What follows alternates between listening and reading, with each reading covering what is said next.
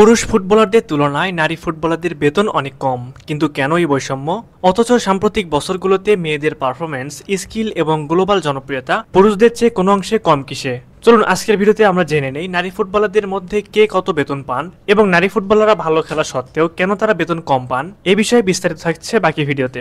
2023 সালের আগ পর্যন্ত বাংলাদেশ ফুটবল ফেডারেশনের আওতায় নারী ফুটবলারদের বেতন ছিল খুবই কম। প্রধান ফুটবলাররা পেয়েছিলেন সর্বোচ্চ 20,000 টাকা, অনেক খেলোয়াড় মাত্র 5 থেকে 10,000 টাকা পেতেন। তবে 2024 সালে বাফুফের সাধারণ সম্পাদক নিশ্চিত করেন ফিফা থেকে পাওয়া বার্ষিক তহবিল থেকে এখন থেকে নিয়মিত বেতন দেওয়া হবে, যা আগে প্রায় ভুলে যাওয়া বা অনিয়মিত ছিল। তবে সবচেয়ে বড় খবর হলো চলতি বছরের মে মাস থেকে বেতন বেড়েছে নারী ফুটবলারদের। সব মিলিয়ে বাফুফের সঙ্গে চুক্তি হওয়া ফুটবলারদের সংখ্যা 53 জন। মোট 3 ক্যাটাগরিতে বেতন পাবেন ঋতুপর্ণা চাকমা, আফ্রিদারা। সিনিয়রদের বেতন 5,000 বেড়ে হয়েছে 55,000 টাকা, আর সর্বনিম্ন 20,000 টাকা করা হয়েছে জুনিয়রদের জন্য।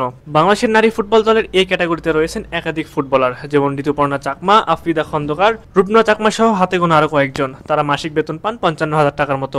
বর্তমানে পুরুষ ও নারী ফুটবলারদের আয় এবং সুযোগ সুবিধার মধ্যে বিশাল পার্থক্য বিদ্যমান। পুরুষ ফুটবলার সাধারণত পুরো মৌসুম জুড়ে ক্লাব ফুটবলে অংশগ্রহণের সুযোগ পান। দেশে এবং বিদেশে বিভিন্ন ক্লাবে খেলে তারা মোটা অঙ্কের বেতন অর্জন করেন। এছাড়াও বিভিন্ন টুর্নামেন্ট, ব্র্যান্ডিং ও স্পন্সরশিপ থেকেও তারা অতিরিক্ত আয় করতে সক্ষম হন। ফলে অর্থনৈতিক দিক থেকে পুরুষ ফুটবলাররা অনেকটাই স্থিতিশীল অবস্থানে রয়েছেন।